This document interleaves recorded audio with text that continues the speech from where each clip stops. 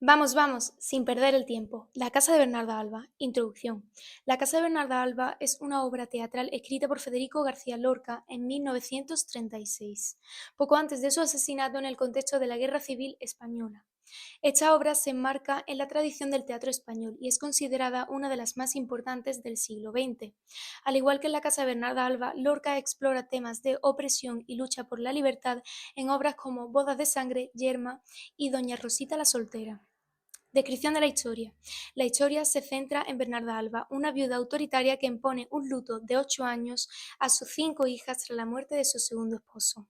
La trama explora las tensiones y conflictos internos de la familia, especialmente en torno a las restricciones impuestas por Bernarda y los deseos reprimidos de sus hijas, en particular los de Adela, la más joven, que desafía las normas en busca de libertad y amor. Descripción de la trama. La trama se desarrolla en 3 actos. Acto primero, planteamiento. Tras la muerte del segundo esposo de Bernarda, se impone el luto en la casa, creando un escenario opresivo y claustrofóbico a través de relaciones de poder y normas sociales. El diálogo entre la criada y Poncia revela la autoridad y el carácter tiránico de Bernarda, que genera odio en el pueblo.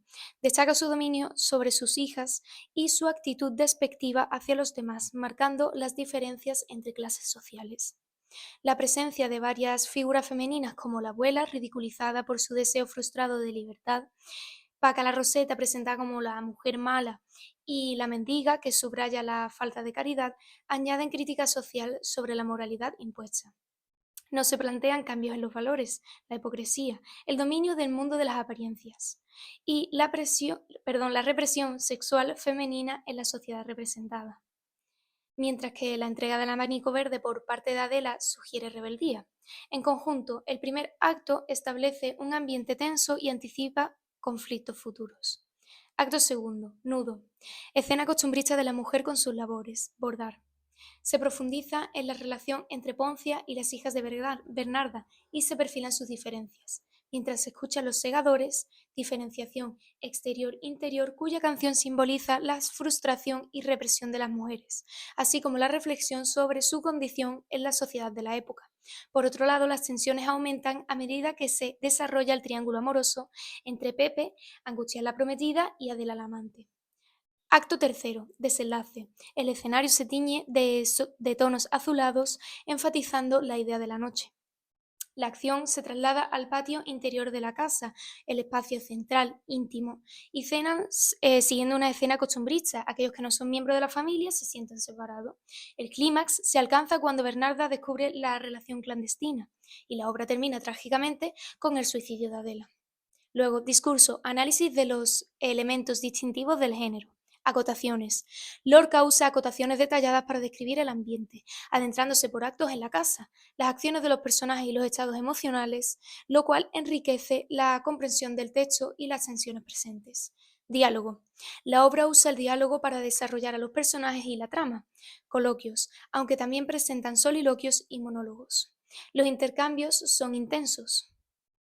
Luego, los personajes. La caracterización de los personajes es más compleja que simple. Como personajes patentes, tenemos Bernarda como la figura autoritaria central. Sus hijas representan diferentes formas de sumisión y resistencia. Angustia, Magdalena, Amelia y Martirio. Sin embargo, Adela representa la rebelión y la búsqueda de la libertad, similar a la madre de Bernarda, a menudo encerrada y considerada loca.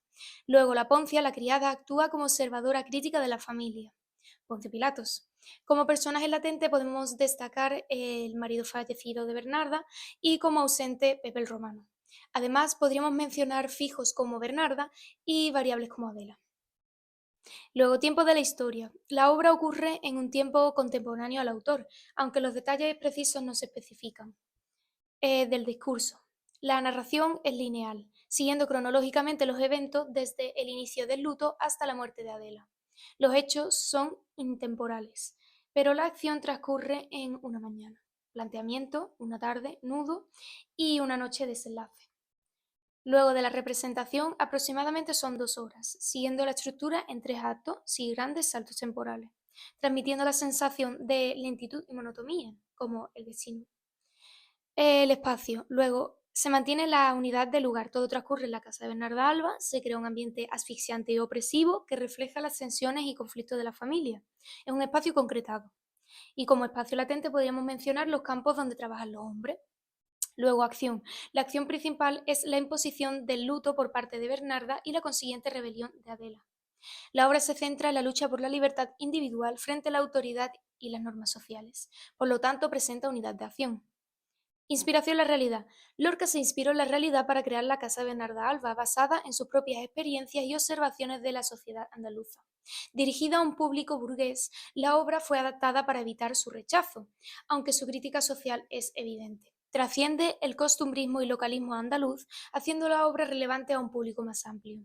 Originalmente titulada Las hijas de Bernarda Alba, el título definitivo subraya la importancia de la casa como espacio físico y sus relaciones humanas. El subtítulo, Dramas de mujeres en los pueblos de España, nos indica el subgénero.